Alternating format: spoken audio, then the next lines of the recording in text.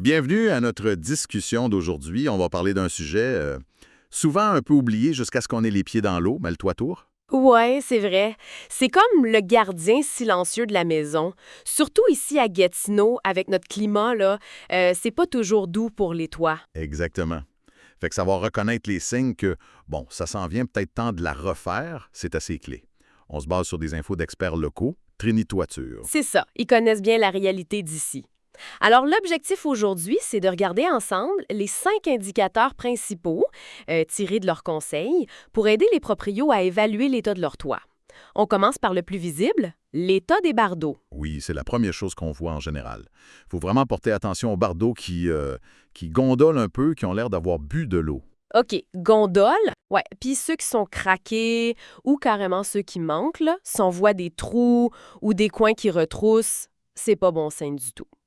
Puis j'imagine, si après une grosse pluie ou des grands vents, on trouve des petits bouts de bardeaux à terre, Ah ben oui, ça c'est un indice direct, non? que quelque chose a lâché. Tout à fait. Ça montre direct qu'il y a une perte, que l'étanchéité, ben, elle est moins bonne qu'avant. Ça, c'est pour l'extérieur. OK. Mais le deuxième signe, lui, il est plus sournois. Il se passe à l'intérieur, Ah oui. c'est-à-dire l'infiltration d'eau. On parle de taches, tu sais, les taches brunantes au plafond, Ah, les classiques. ou la peinture qui fait des cloques qui gonflent souvent en haut des murs dans les coins. OK, puis là, faut pas attendre. J'imagine une petite tache, là, pas avoir l'air de rien, mais... Exactement.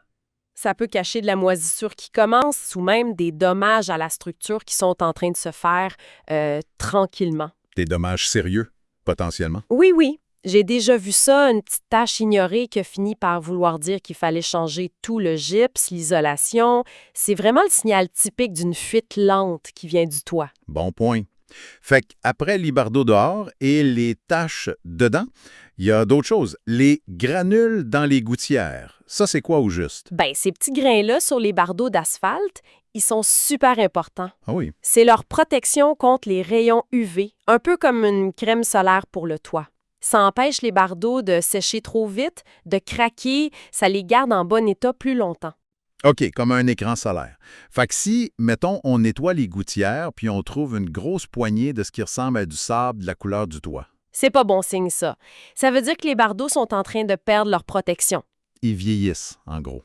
C'est ça, une petite perte, c'est normal avec le temps, là. Mais une accumulation notable, ça indique que la protection s'en va puis que les bardeaux deviennent plus vulnérables. C'est un signe de vieillissement avancé. Ça nous mène assez logiquement au 4e point, l'âge de la toiture. Même si elle a l'air correcte, oui, elle a une durée de vie limitée, surtout au Québec. Avec nos hivers. Exact. Pour des bardeaux d'asphalte normaux, là, avec le gel, le dégel, on parle d'environ 15 à 20 ans. Pas plus. En général, c'est autour de ça. Fait qu'un toit qui approche de cet âge-là, même s'il n'a pas l'air magané, il perd de sa flexibilité, puis son étanchéité diminue. Donc, vaut mieux prévenir. Une inspection quand on arrive proche de 15 ans, ça serait une bonne idée. Absolument. C'est la sagesse même. Une inspection préventive, ça peut éviter bien des problèmes plus tard. OK. Puis le dernier signe, le 5e, il est peut-être un peu plus surprenant. Une chaleur vraiment intense dans le grenier, l'entretoit. C'est quoi le lien avec le toit lui-même? Le lien, c'est la ventilation. Un toit, c'est pas juste des bardeaux posés là.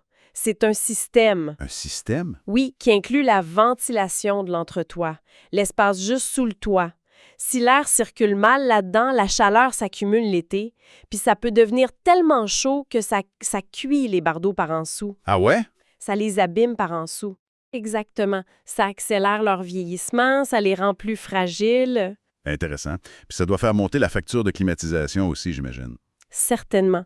Si le grenier devient une fournaise l'été, c'est un très bon indicateur que la ventilation, qui fait partie intégrante du système de toiture, ben, elle fonctionne pas comme il faut. OK, je vois. C'est un problème de système global. Tout à fait. Bon, alors si on résume vite, on surveille 1. L'état des bardeaux, gondolés, craqués, manquants. 2. Les signes d'infiltration d'eau à l'intérieur, taches, cloques. 3. Les granules dans les gouttières, une accumulation importante. 4. L'âge du toit s'il approche 15-20 ans. Et 5, une chaleur excessive dans le grenier l'été. C'est bien ça.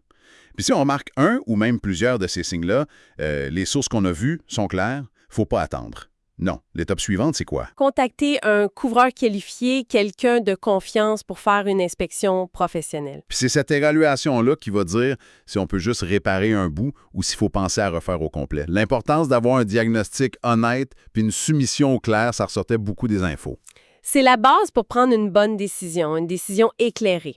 Alors, pour finir, peut-être une pensée à garder en tête, voir sa toiture pas juste comme une simple couverture, mais vraiment comme un système complet qui inclut la ventilation, puis se demander, ça fait combien de temps qu'on n'a pas fait évaluer tout ce système-là, au lieu de juste de regarder les bardeaux vite fait en passant. C'est une excellente question.